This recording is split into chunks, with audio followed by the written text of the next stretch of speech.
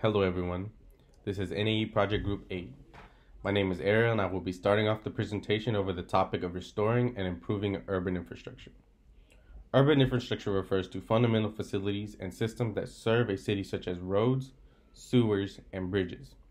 Infrastructure is crucial because what it does is make life easier, help the public work faster and more efficiently. For example, roads help people drive and know exactly where they are going, and sewers get rid of waste so that people don't have to. One of the biggest challenges of urban infrastructure is traffic and how to deal with the rising number of drivers in a quick, efficient, and permanent way. Congestion is an effect from already bad infrastructure such as limited parking, traffic signals, and bumpy roads. Poor conditions like congestion lead to people running late, accidents, and extremely long commutes that take up huge amounts of a person's day. The specific infrastructure our team has decided to address is the inefficiency of traffic lights. The goals that our team aim to tackle are to alleviate traffic congestions during rush hour for shorter commutes and reduction in overall accidents by manipulating traffic signals. Our team looked at data for traffic signal intervals from Chapel Hill, North Carolina, and by analyzing intersections from Chapel and letting a user input the amount of car volume, our code best finds a way to alleviate traffic from that intersection by using equations derived ourselves for the best method to change time intervals on the intersection signal. Our team's following group member will now provide an introduction to our code. Hi, my name is Sohaib and I'm going to be presenting the algorithm sheet for our code. So we start off with the housekeeping commands to pretty much start off on a clear slate. And so the first step that we have is loading in the data. So we have two variables as traffic signals and the intersection streets. Now these variables are going to be used to output in a menu towards the user what time of day they would like to choose and what location they would like to look at. Now we have a data validation where we check if they had selected something or not. If they did not select something for the time of day, it's going to output a warning, and if they did, it's going to continue on and ask to select the intersection. Once selecting the intersection, if they did not select anything, it's going to warn them and ask them until they select something. Once they've actually selected something, it's going to check to see the interval times for that selection. The interval times will consist of either having a number or having a 0. If it's a 0, then that traffic light is running at optimum speed. And if it's running at optimum speed, it's going to terminate the program and it's going to produce an error. Let's say if the interval does not have a value of 0, then it's going to ask the user to input the volume of traffic for the first road and the second road. Then we're going to check if they had entered a number greater than 750 or if the number was negative. If it meets those conditions where it's either a negative number or greater than 750, it's going to ask them 3 times to input a different value. If it is a number that is negative, it's going to assume that the value is 0. If the number is greater than 750, it's going to assume the value is 750. After being asked 3 times, of course. Now, once we've evaluated the volumes of each road, we're going to identify which road has the greater volume. This road will now have an adjusted interval time so that there's optimum traffic flow. In order to do that, we set up a calculation to pretty much come up with a new interval time that will allow the same amount of cars to pass by on both roads. Doing that will pretty much allow an equal chance for both roads to free up their traffic.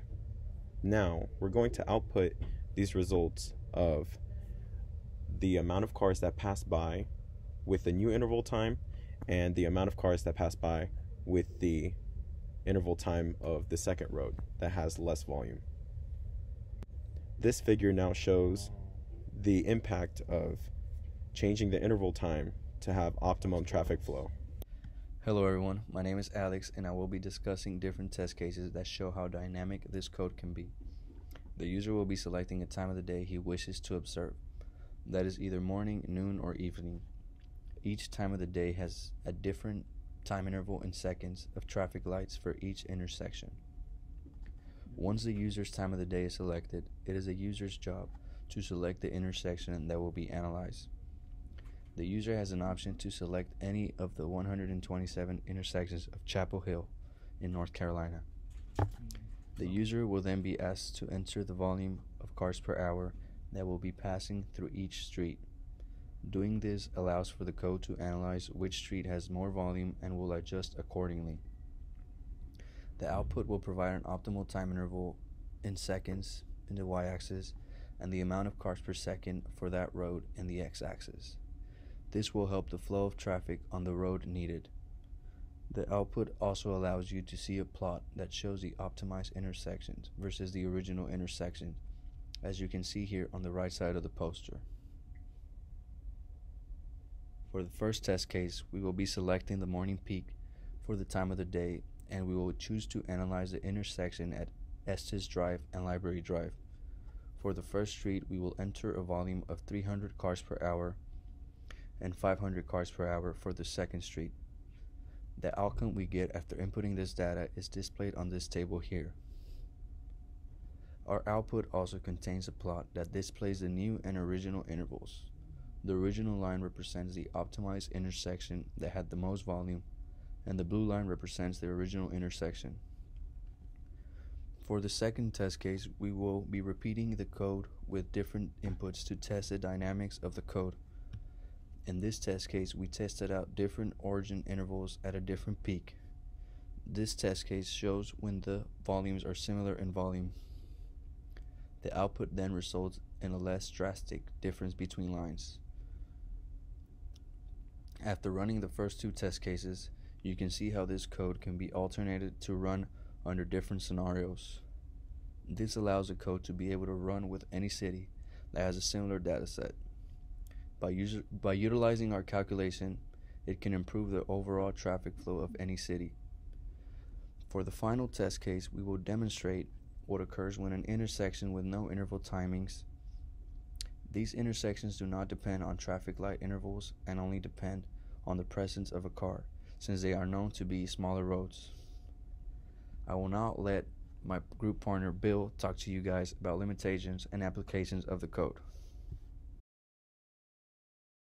Hello, my name is Bill. Could you imagine a world without transportation?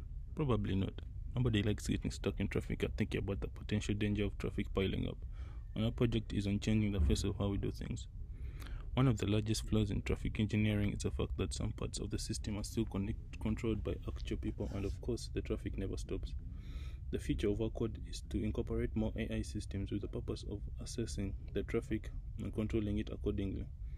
There is no need to imagine the rise of machines. Even the best artificial intelligence is still presided by humans to make sure that the AI does not make any mistakes. By combining our code with the power of artificial intelligence to crunch vast amounts of data in real time, it may be possible to ease our clogged roads so they may cope up with a growing number of cars. With our code, we see self-driving vehicles as a solution for traffic jams, since robotic vehicles can be taught to drive less erratically and react faster than human motorists, keeping them all moving, which will require traffic management systems which are instant and adaptive.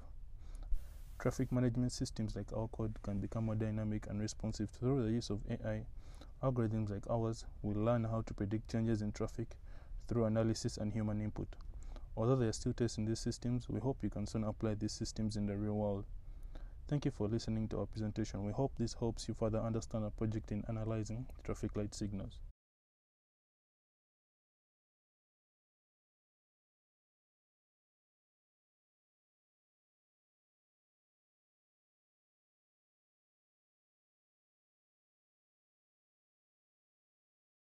Hello, my name is Bill. Could you imagine a world without transportation? Probably not. Nobody likes getting stuck in traffic and thinking about the potential danger of traffic piling up. And our project is on changing the face of how we do things. One of the largest flaws in traffic engineering is the fact that some parts of the system are still controlled by actual people, and of course, the traffic never stops. The future of our code is to incorporate more AI systems with the purpose of assessing the traffic and controlling it accordingly. There is no need to imagine the rise of machines. Even the best artificial intelligence is still presided by humans to make sure that the AI does not make any mistakes. By combining our code with the power of artificial intelligence to crunch vast amounts of data in real time, it may be possible to ease our clogged roads so they may cope up with a growing number of cars. With our code, we see self-driving vehicles as a solution for traffic jams, since robotic vehicles can be taught to drive less erratically and react faster than human motorists, keeping them all moving, which will require traffic management systems which are instant and adaptive. Traffic management systems like our code can become more dynamic and responsive through the use of AI. Algorithms like ours will learn how to predict changes in traffic through analysis and human input. Although they are still testing these systems, we hope you can soon apply these systems in the real world. Thank you for listening to our presentation. We hope this helps you further understand our project in analyzing traffic light signals.